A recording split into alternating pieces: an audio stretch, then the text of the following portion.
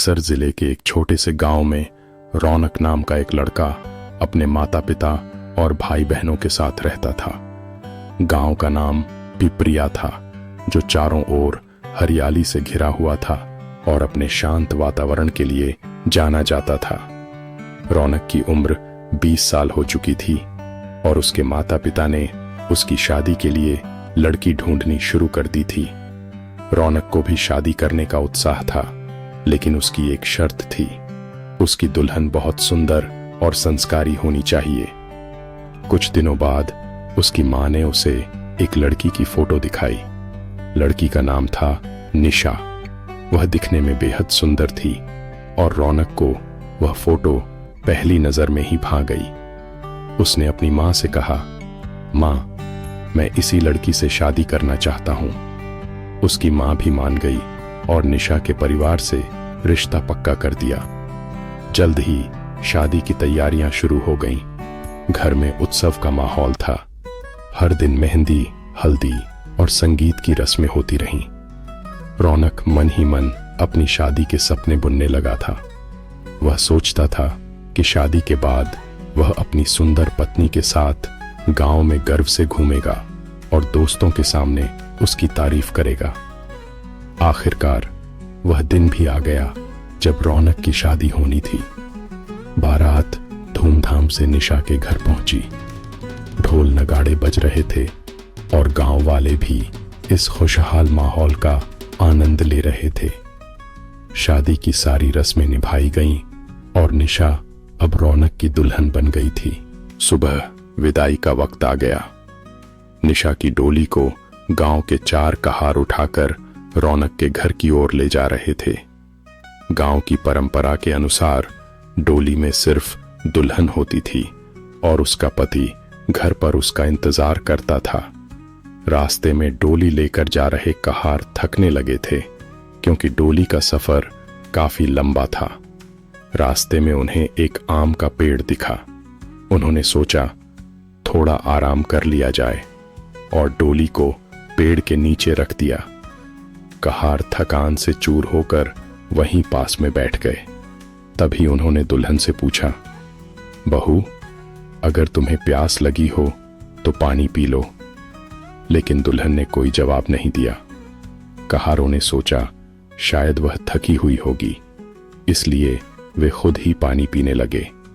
तभी अचानक पेड़ के नीचे से एक ठंडी हवा का झोंका आया। हवा में एक अजीब सी सिहरन थी। कहारों की आंखें धीरे धीरे बंद होने लगीं और वे वहीं सो गए। जब उनकी आंखें खुलीं तो वे हैरान थे कि इतनी गहरी नींद कैसे आ गई। बिना किसी और सवाल के उन्होंने फिर से डोली उठाई और रौनक के घर की ओर बढ़ने लगे। जब डोली रौनक के घर पहुंची तो वह उत्साहित था। पूरे घर में उत्सव जैसा माहौल था, लेकिन रौनक को कुछ अजीब महसूस हो रहा था। रात हो चुकी थी और जैसे ही वह अपने कमरे में गया, उसने अपनी दुल्हन से बातें करनी शुरू की।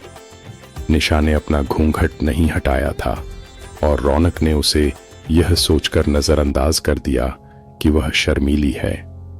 रौनक ने कहा, तुम बहुत सुंदर हो निशा, मैं तुमसे बहुत खुश हूं।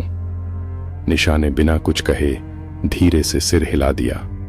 रात के गहराने के साथ रौनक को जोर से प्यास लगी।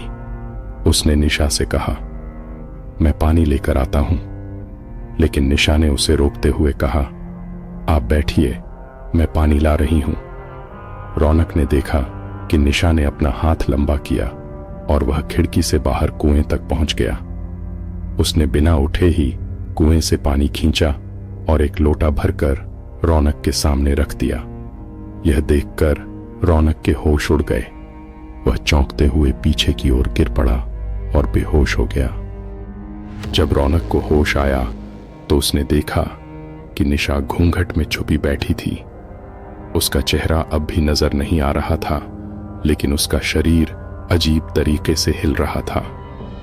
रौनक ने डरते हुए पूछा, तुम कौन हो और यह सब क्या हो रहा है? तभी निशा ने घूंघट उठाया। उसका चेहरा पूरी तरह से विकृत था। उसकी आंखें लाल थीं और उसके होंठ नीले पड़ गए थे। निशा की जगह अब एक चुड़ैल थी। वह धीमी और खौफनाक आवाज में बोली, तुमने मेरा चेहरा देख लिया है, इसलिए अब तुम नहीं बच सकते, लेकिन मैं तुम्हें मारूंगी नहीं। रौनक के शरीर में जैसे जान ही नहीं रही। उसकी सांसें तेज हो गई थीं और वह कांप रहा था। कौन हो तुम और निशा कहां है? उसने कांपती आवाज में पूछा। चुड़ैल ने हंसते हुए कहा, मैं वो हूं जिसे इस झील में मारा गया था। अब इस घर की और इस गांव की रखवाली मैं करती हूं, लेकिन तुम्हारी निशा अब इस दुनिया में नहीं है। उसका शरीर अब मेरे कब्जे में है। रौनक समझ गया कि उसके साथ कुछ भयानक हो चुका है। उसने भागने की कोशिश की, लेकिन जैसे ही वह दरवाजे की तरफ भागा, दरवाजा अपने आप बंद हो गया। चुड़ैल ने अपनी लंबी उंगलियों से उसे पकड़ लिया, लेकिन तभी अचानक दरवाजे पर एक और दस्तक हुई। रौनक ने देखा कि बाहर खड़ा था रामू काका। रामू काका गांव के एक सम्मानित व्यक्ति थे और अक्सर गांव वालों को अमावस्या की रात बाहर न जाने की चेतावनी देते थे। लेकिन रामू काका के चेहरे पर एक अजीब सी मुस्कान थी। उनकी आंखों में एक रहस्यमयी चमक थी। तुमने मेरी बात क्यों नहीं मानी रौनक? रामू काका ने ठंडी आवाज में कहा। रौनक ने चौंकते हुए पूछा, रामू काका, आप यहां क्या कर रहे हैं? रामू काका ने ठहाका लगाते हुए कहा, मैं इस खेल का हिस्सा हूं बेटा। यह चुड़ैल मेरी रखवाली में है और मैं वही हूं जिसने इसे मुक्त किया था। रौनक के होश उड़ गए। रामू काका ने खुलासा किया कि सालों पहले गांव के बुजुर्गों ने इस चुड़ैल को बलिदान कर दिया था, लेकिन राजू चाचा ने चुड़ैल से एक समझौता किया था। वह उसे मुक्ति दिलाने में मदद करेगा और बदले में चुड़ैल उसकी हर आज्ञा मानेगी। अब रौनक इस भयानक रहस्य का हिस्सा बन चुका था। चुड़ैल ने रौनक की ओर देखते हुए कहा, अब तुम इस गांव के राजदार हो।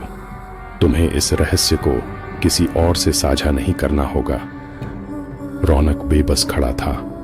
उसकी सांसें तेज हो रही थीं।